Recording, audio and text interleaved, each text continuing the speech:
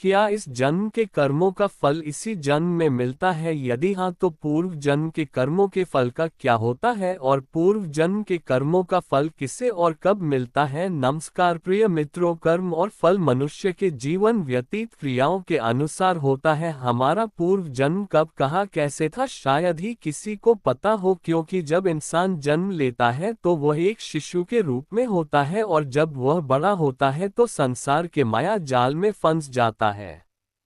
इंसान के कर्मों का फल उसके जीवन के आधार के अनुसार होता है। तो पुनर्जन्म क्या है और क्या हमारे कर्म जन्म से लेकर मौत तक हमारा अनुसरण करते हैं? गीता में भगवान श्री कृष्ण ने अर्जुन को ये बात समझाई थी कि लोगों को उनके कर्मों का फल हमेशा मिलता है। आपने महसूस किया होगा कि जो लोग अच्छे कर्म करते हैं वह परेशान रहते हैं, वहीं जो बुरे कर्म करते हैं वह खुशी से रह रहे होते हैं। अच्छे कर्म करने वाले परेशान होते हैं कि आखिर उन्हें इतनी परीक्षा क्यों देनी पड़ रही है, जबकि जो अधर्म की राह में है वह खुश है और जिंदगी का लुत्फ उठा रहे हैं। अगर आपके मन में भी यह सवाल आया है तो आज हम आपको इसका जवाब देंगे। यह जवाब वह है जो भगवत गीता में लिखा है और जो श्री कृष्ण ने अर्जुन को दिया था। भगवत गीता में वर्णित कथा के अनुसार जब भी अर्जुन के मन में कोई दुविधा होती थी तो वह श्री कृष्ण के पास पहुंच जाते थे। एक बार की बात है, अर्जुन ने भगवान श्री कृष्ण से कहा कि वह दुविधा में है और इसका जवाब वह श्री कृष्ण से चाहते हैं। श्री कृष्ण ने पूछा कि क्या सवाल है? अर्जुन ने कहा, मुझे ये जानना है कि अच्छे लोगों के साथ हमेशा बुरा ही क्यों होता है, वहीं बुरे लोग खुशहाल दिखते हैं, और क्या पुनर्जन्म में भी पिछले कर्मों का फल मिलता है? अर्जुन के मुंह से ऐसी बातें सुनकर श्री कृष्ण मुस्कुराए और कहा, मनुष्य जैसा सोचता है और महसूस करता है वैसा कुछ नहीं होता, बल्कि अज्ञानता की वजह से वह सच्चाई नहीं समझ पाता है। अर्जुन उनकी यह बात समझ नहीं पाए। इसके बाद श्री कृष्ण ने क्या कहा वह बात हम इस वीडियो में जानते हैं। अगर आप भगवान श्री कृष्ण की पवित्र बातों को सुनना और समझना चाहते हो तो वीडियो को लास्ट तक पूरा देखें, क्योंकि इस वीडियो में आपको वह ज्ञान मिलेगा जो आपको कहीं और नहीं मिला होगा। श्री कृष्ण ने अर्जुन से कहा, पार्थ, मैं तुम्हें एक कथा सुनाता हूँ, उससे सुनकर तुम समझ जाओगे कि हर प्राणी को उसके कर्म के हिसाब से ही फल मिलता है। प्रकृति हर किसी को अपनी राह चुनने का मौका देती है। अब वह मनुष्य की इच्छा पर निर्भर करता है कि उसे धर्म की राह चुननी है या अधर्म की। कथा शुरू करते हुए श्री कृष्ण ने कहा, एक नगर में दो पुरुष रहा करते थे। एक पुरुष व्यापारी था जिसके जीवन में धर्म की बहुत महत्ता थी। वह पूजा पाठ में यकीन रखता था। वह हर रोज मंदिर जाता था और दान धर्म भी करता था और हर रोज भगवान की पूजा करता था। वहीं दूसरा पुरुष बिल्कुल विपरीत था। वह हर रोज मंदिर तो जाता था लेकिन पूजा करने नहीं बल्कि मंदिर के बाहर से जूते चप्पल चुराने। उसे दान और धर्म से कोई लेना देना नहीं था और उसे भगवान पर विश्वास नहीं था। समय बीतता गया और एक दिन बहुत जोर की बारिश हो रही थी। इस वजह से मंदिर में पुजारी के अलावा कोई नहीं था। ये बात जब दूसरे पुरुष को पता चली तो उसने कहा कि यह सही मौका है मंदिर का धन चुराने का। पंडित से नजर बचाकर उसने मंदिर का सारा धन चुरा लिया। उसी समय धर्म कर्म में विश्वास रखने वाला व्यक्ति भी मंदिर पहुंचा। दुर्भाग्य से मंदिर के पुजारी ने उसे ही चोर समझ लिया और चिल्लाने लगे। वहां लोग एकत्र हो गए और उसे बहुत मारा। किसी तरह वह बचते बचाते वहां से निकला तो दुर्भाग्य ने उसका साथ वहां भी नहीं छोड़ा। मंदिर के बाहर वो एक गाड़ी से टकरा गया और घायल हो गया। फिर वह व्यापारी लंगड़ा हुए घर जाने लगा तो रास्ते में उसकी मुलाकात उस पुरुष से हुई जिसने मंदिर से धन चुराया था। उसने कहा, आज तो मेरी किस्मत चमक गई, एक साथ इतना सारा धन मिल गया। ये सब देखकर उसे बहुत बुरा लगा और उसने अपने घर से भगवान की सारी तस्वीरें निकाल दी। कुछ सालों बाद दोनों की पुरुषों की मृत्यु हो गई। मरने के बाद जब दोनों यमराज की सभा में पहुंचे और भले पुरुष ने दूसरे व्यक्ति को देखा तो उसे बहुत गुस्सा आया। उसने क्रोधित होकर यमराज से पूछ ही लिया, मैं तो हमेशा अच्छे कर्म करता था, दान में विश्वास रखता था, उसके बदले जीवन भर मुझे अपमान और दर्द ही मिला और इस व्यक्ति को नोटों से भरी पोटली, आखिर ऐसा भेदभाव क्यों? इस पर यमराज ने कहा, पुत्र तुम गलत समझ रहे हो। जिस दिन तुम्हारी गाड़ी से टक्कर हुई थी वह दिन तुम्हारे जीवन का आखिरी दिन था, परंतु तुम्हारे अच्छे कर्मों की वजह से तुम्हारी मौत सिर्फ एक छोटी से चोट में बदल गई। तुम इस दुष्ट व्यक्ति के बारे में जानना चाहते हो? दरअसल इसके भाग्य में राजयोग था, मगर इसके कुकर्म और अधर्म की वजह से वह सिर्फ एक छोटी सी धन की पोटली में बदल गया। कथा सुनाने के बाद श्री कृष्ण अर्जुन से कहते हैं, पार्थ क्या अब तुम्हें तुम्हारे सवाल का जवाब मिल गया? ऐसा सोचना कि भगवान तुम्हारे कर्मों को नजरअंदाज कर रहे हैं, ये बिल्कुल भी सत्य नहीं है। भगवान हमें कब क्या किस रूप में दे रहा है मनुष्य को समझ नहीं आता है, मगर आप अच्छे कर्म करते रहे तो भगवान की कृपा हमेशा बनी रहती है। इसलिए अपने अच्छे कर्मों को बदलना नहीं चाहिए, क्योंकि उसका फल हमें इसी जीवन में मिलता है। इसलिए मनुष्य का फर्ज है कि वह हमेशा अच्छे कर्म करते रहे, क्योंकि श्री कृष्ण ने गीता में भी बताया है कि किसी के द्वारा किया गया कर्म बेकार नहीं जाता है, चाहे वह अच्छा हो या बुरा। बहुत से लोग नास्तिक होते हैं, लेकिन फिर उनके साथ ऐसा कुछ होता है कि वे भगवान में विश्वास करने लग जाते हैं। दोस्तों, एक बार की बात है, एक बार भोला नाम का एक आदमी था। भोला शहर की एक छोटी सी गली में रहता था। वह मेडिकल की दुकान चलाता था। सारी दवाइयों की उसे अच्छी जानकारी थी, पूरी दुकान खुद संभालता था, इसलिए कौन सी दवा कहाँ रखी है उसे अच्छी तरह पता था। वह पूरी ईमानदारी से अपना काम करता था, ग्राहकों को सही दवा सही दाम पर देता था। सब कुछ अच्छा होने के बाद भी भोला नास्तिक था, भगवान में उसका जरा विश्वास नहीं था। वह पूरा दिन दुकान पर काम करता और शाम को परिवार तथा दोस्तों के साथ समय गुजारता था। उसे ताश खेलने का शौक था, जब भी टाइम मिलता दोस्तों के साथ ताश खेलने बैठ जाता था।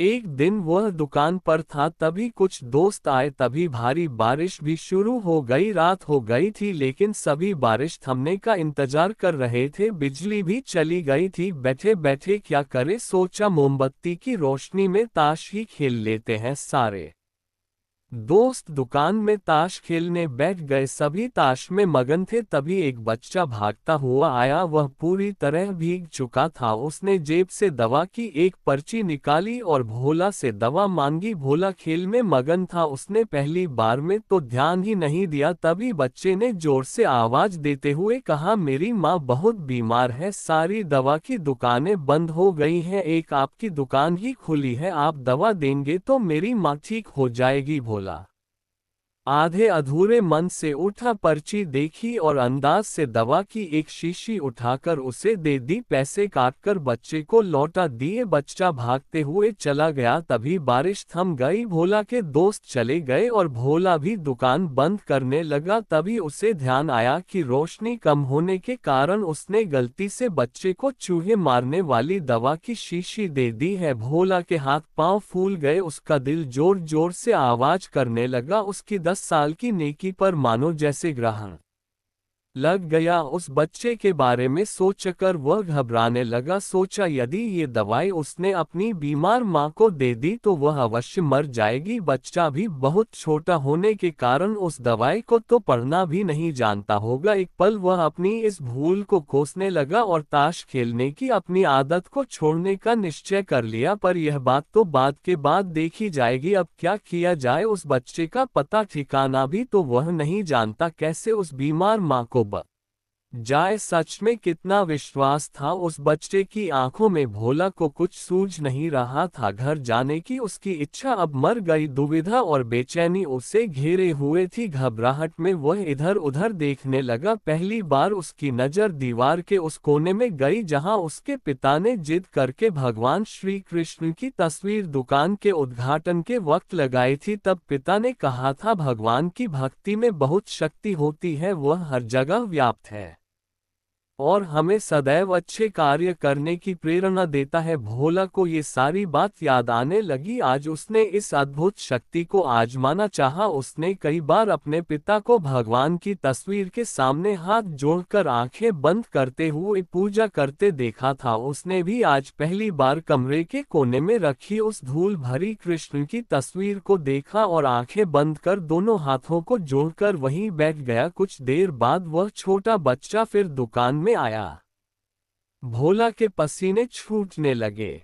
वह बहुत अधीर हो उठा। पसीना पहुंचते हुए उसने कहा, क्या बात है बेटा, तुम्हें क्या चाहिए? बच्चे की आंखों से पानी छलकने लगा। उसने रुकते रुकते कहा, बाबूजी बाबूजी, माँ को बचाने के लिए मैं दवाई की शीशी लिए भागे जा रहा था। घर के करीब पहुंच भी गया था। बारिश की वजह से आंगन में पानी भरा था और मैं फिसल गया। दवाई की शीशी गिरकर टूट गई। क्या आप मुझे वही दवाई की दूसरी शीशी दे सकते हैं बाबूजी? बच्चे ने उदास होकर पूछा। हाँ हाँ, क्यों नहीं, भोला ने राहत की सांस लेते हुए कहा। लो ये दवाई। पर उस बच्चे ने दवाई की शीशी लेते हुए कहा, पर मेरे पास तो पैसे नहीं है। उस बच्चे ने हिचकिचाते हुए से कहा। भोला को उस पर दया आए, कोई बात नहीं, तुम ये दवाई ले जाओ और अपनी माँ को बचाओ। जाओ जल्दी करो, और हाँ, अब की बार जरा संभल के जाना लड्डा का। अच्छा बाबूजी, कहता हुआ खुशी से चल पड़ा। अब भोला की जान में जान आई। भगवान को धन्यवाद देता हुआ अपने हाथों से उस धूल भरी तस्वीर को लेकर अपनी धोती से पहुंचने लगा और अपने सीने से लगा लिया। और उसे समझ में आ गया कि भक्त अगर सच्चे मन से भगवान को याद करे तो भगवान उसकी रक्षा जरूर करते हैं और भगवान उनके सारे संकट हर लेते हैं। दोस्तों, जब हमें अगले जन्म का बोध ही नहीं होगा तो हम क्यों सिर्फ अच्छे ही कर्म करें?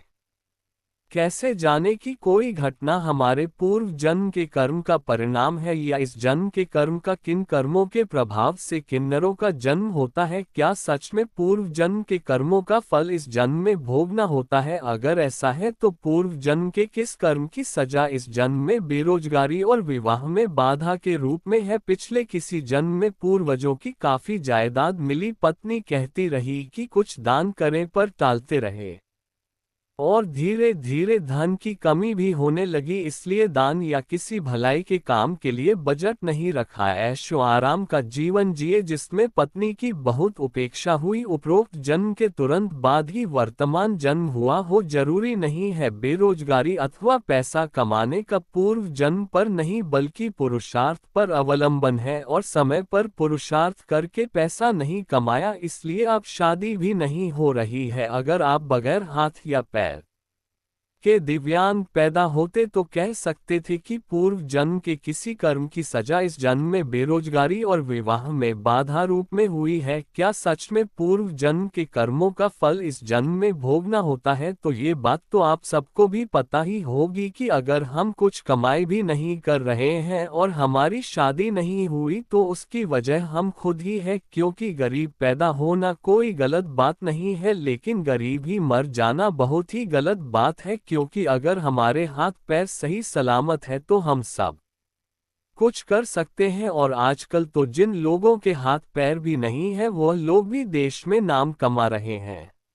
ये बात बिल्कुल सही है। हमारे ही जन्म में हमारे जन्म से मृत्यु तक जो कुछ भी मिलते हैं वह सारे पूर्व कर्म का फल है। ये सारे संजोग रूपी कर्म फल पाने के वक्त अज्ञानता से हम नए कर्म बीज होते हैं या डालते हैं जिसका फल हमें जरूर मिलेगा। उदाहरण के तौर पर पक्के आम खाने के बाद जब हम उसकी गुठली जमीन में बोते हैं और खाद पानी वगैरह देते हैं तो उसका फल तुरंत नहीं मिलता बल्कि 4-5 साल बाद पहला फल गर्मी के सीजन में ही मिलता है। वैसा ही हमारे कर्मों का फल का हिसाब किताब है। पूर्व जन्म में यदि हमने किसी को दुख दिया तो इस जन्म में हमें वह दुख के 3-4 गुना दुख इस जन्म में पाते हैं। चक्रवृद्धि व्याज जैसा। उससे उल्टा पूर्व जन्म में हमने किसी को सुख दिया तो वह भी 3-4 गुना होकर मिलता है। इस जन्म में मिलने वाले सुख दुख के प्रमाण को देखकर हमें समझना चाहिए कि जैसा हमने कर्म किया, जैसा बोया वैसा फल मिला, तो हमें सारा जगत या जो भी मनुष्य हमें मिलता है वह निर्दोष ही दिखेगा और हमें निरंतर बहुत शांति रहेगी। निज दोष से सारा जगत निर्दोष दिखेगा। अब दोस्तों, आपके दिमाग में यह सवाल आया होगा कि क्या कर्म के आधार पर दूसरा जन्म निश्चित होता है? क्या ईश्वर इतना कमजोर और असहाय है कि इस जन्म के कर्मों का फल